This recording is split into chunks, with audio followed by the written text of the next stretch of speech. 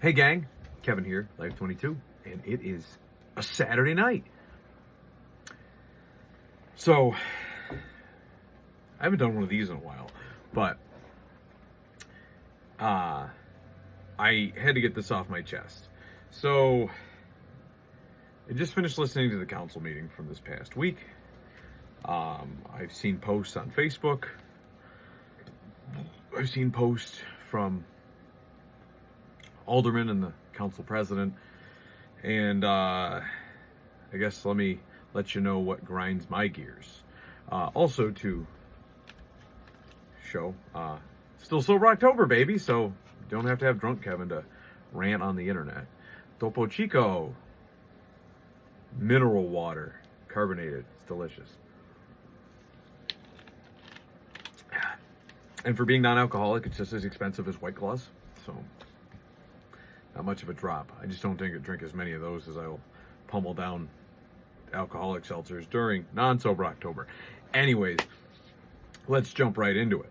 So, the Common Council has approved a task force, and because that they created a resolution to create a task force, and it includes any member that is not of the Common Council, it then falls to the mayor to pick who gets to be on it. And typically they choose, if they have aldermen on it, it doesn't have to contain aldermen unless it's specified in the resolution. And also there's a rule of thumb that the local administration likes to follow, which is don't include more than 3 aldermen. If it includes more than 3, it's considered a public meeting. Because it has more than 3 officials on it. And I believe that that's also why the mayor doesn't sit on it either, because I believe the mayor also counts as like a de facto alderman in the terms of open meetings law. So hence you can't have 2 aldermen and the mayor, because then it's open meetings and they have to advertise and blah, blah, blah, blah, blah, and they have to open the meeting to the public. So if they want to have a meeting, whether they record it and publish it on YouTube or not, or, publish it on local public access,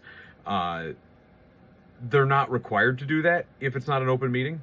They're also not required to open it to the public. So hence, this local meeting, this local task force was created for homelessness. Doesn't that sound exciting? Now, what I don't like about the homelessness task force is that it was then published, that the mayor has chosen to put all these different organizations that typically deal with homeless people, or you would suspect that they would deal with homeless people. DSS, he's chosen some members of DSS, or at least their organization, to pick members to sit in their stead.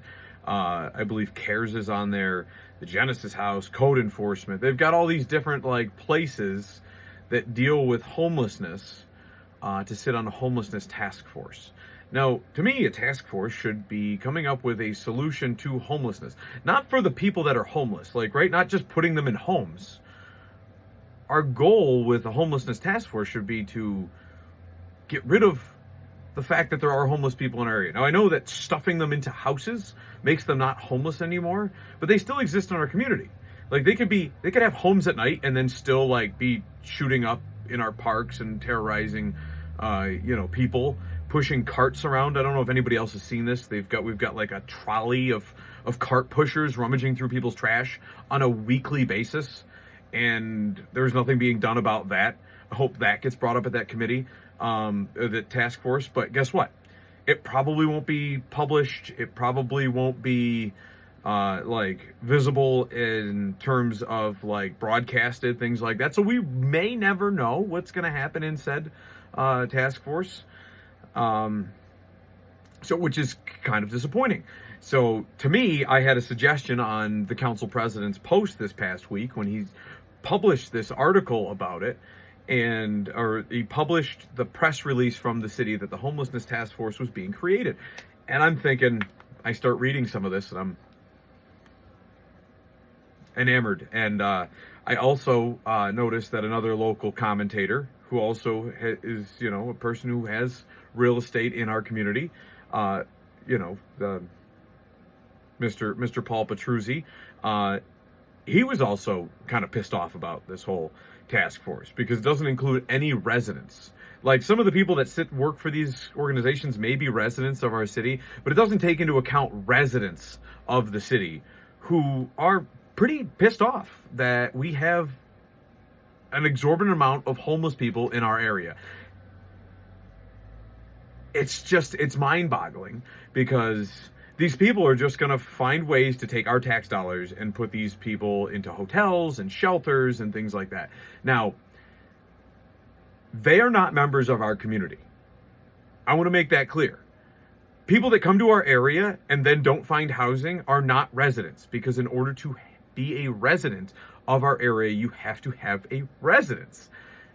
Hence, we put them into residence. Yes, now they're no longer homeless, but now we have criminals, people who are drug addicts, people who are mentally, who have mental illness. The people that they describe that meet most of the demographics of school shooters and public shooters in general fall in that goddamn category, and no one wants to take accountability for that. Oh, so now they're residents. Yay. Like I said, it's mind-boggling. So if you don't put them in residence, then they're not residents. They can't vote in our community, which thank God that they currently do that. But what we should be doing is we should be saying, hey, you're not residents here. Leave. Get the fuck out. See you later. Goodbye. Go. I know that I'm taking an extreme position, but I'm sick and tired of it. I'm sick and tired of having to rattle the cage that is the fence around my property to shake these people off. I have a 6-foot fence around my house, and I have to get them out of my yard. They climb the fence, they sneak under the fence. It's like living on the southern border around here. These people are not residents of my city. I want them gone. But no one's going to listen to a guy like me. No one's going to listen to a person like you who might actually be a resident, a voting, tax-paying member of our community. They're just going to leave it to the social programs, the bleeding heart liberal organizations of our community that say, oh, but they're homeless. We have to help them. We help enough people. Let's help our own residents. These people are not residents. There might be a couple of them that were residents, and then they lost their homes for whatever reason. If you can't pay for your home, you're not a resident, because now you don't have residence. Sorry, see you later. Find somewhere else to live. Find some other town that's willing to take you in, some other community. We're full. We don't have housing for you. Our hotels don't want you anymore. Our motels don't want you anymore. Go somewhere else. I'm at wit's end. So my suggestion to Council President Crawford on his post was, this homeless task force should be determining what property owners like myself can do to defend ourselves. And whether that's homeless task force, maybe they should be giving out DMP permits, which is what the DEC gives you when you have too many deer on your property. It's a waste shoot program. And so I want to know, how many tags am I getting? I want to know, is there a daily bag limit? I want to know, should there be a purge? Maybe that's the way to do it. Or do you give the police department more teeth in this hellhole we call New York and have them just grab these people by the ear and drag them outside of our city limits? You can be polite about it at first. You say, hey, listen, I'm driving this giant police van. Maybe borrow one from the county that they use to transport inmates when it has downtime, when it's not a court day. You say, hey, we got this van. We'll gladly give you a ride to the edge of town. Oh, man, I think a sheriff once did that at the beginning of Rambo. Now, given he was a veteran, he served our country, a little bit kooky, right? But either way, I think it would be courteous of us to offer them a lift. Give them a ride. We'll take you right to the town's edge. We don't deal with homeless people in our town. That's it. That's the stance. We're done. Easy. Easy. We don't have to put money up.